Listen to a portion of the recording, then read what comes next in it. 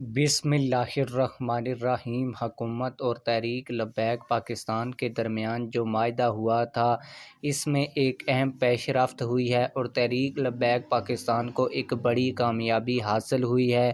تحریک لبیک پاکستان کے زیر اہتمام جو حافظ سعد رضوی صاحب نے احتجاج کیا تھا جمعے والے دن، اس میں حافظ سعد رضوی صاحب نے اپنے کارکنان کو روڈوں کے اوپر نکل کر جانماز اور قرآن ساتھ لا کر قرآن کی تلاوت کرنے کا کہا تھا۔ اس حوالے سے بھی آج کی اس ویڈیو میں آپ لوگوں کو اپڈیٹ دوں گا۔ اس کے علاوہ قرآن جلانے والے کے خلاف سپریم کورٹ نے ایک بڑا فیصلہ جاری کیا ہے، اور وہ فیصلہ کیا ہے وہ بھی آج کی اس ویڈیو میں آپ لوگوں کو پڑھ کر سناؤں گا۔ لیکن ویڈیو شروع کرنے سے پہلے آپ لوگوں سے ایک چھوٹی سی ریکویسٹ ہے، اگر آپ نے ابھی تک ہمارے اس چینل کو سبسکرائب نہیں کیا ہوا تو چینل کو لازمی سے سبسکرائب کر لیں تاکہ آنے والی نئی ویڈیوز آپ لوگوں کو بر وقت ملتی رہیں۔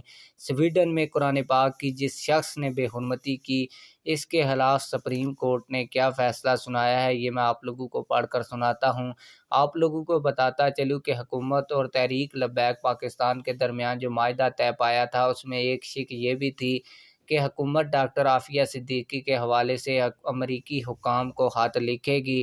اس حوالے سے تحریک لبیک پاکستان نے بتایا تھا حکومت کو کہ جو ان کی بہن ڈاکٹر عافیہ صدیقی کی ڈاکٹر فوزیہ صدیقی ہیں، وہ جس طرح آپ لوگوں کو کہیں گی اس طرح آپ نے خط امریکی حکام کو لکھنا ہے۔ تو اس حوالے سے وزیر اعظم شہباز شریف نے خود ڈاکٹر فوزیہ صدیقی سے ملاقات کی ہے، اور اس ملاقات کی جو تصویریں ہیں وہ بھی سوشل میڈیا کے اوپر وائرل ہو رہی ہیں۔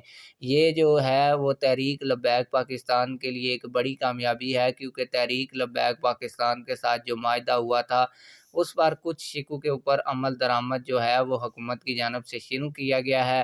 اس کے علاوہ عراق کی سپریم کورٹ اور سپریم جوڈیشل کونسل نے سویڈن میں قرآن پاک جلانے والے گستاخ کی گرفتاری کے وارنٹ جاری کر دیے ہیں۔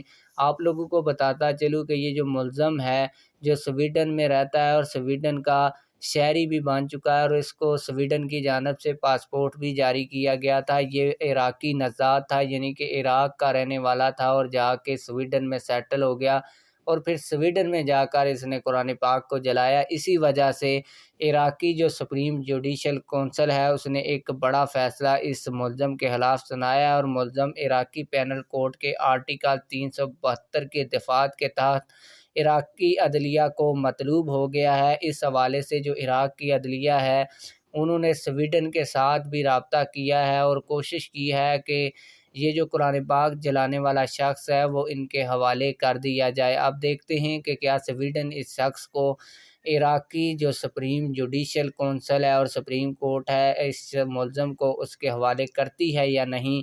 آپ لوگوں کی اس حوالے سے کیا رائے ہے، کمنٹ سیکشن میں ہمیں اپنی رائے سے ضرور آگاہ کیجیے گا۔ ملتے ہیں کسی اور ویڈیو میں۔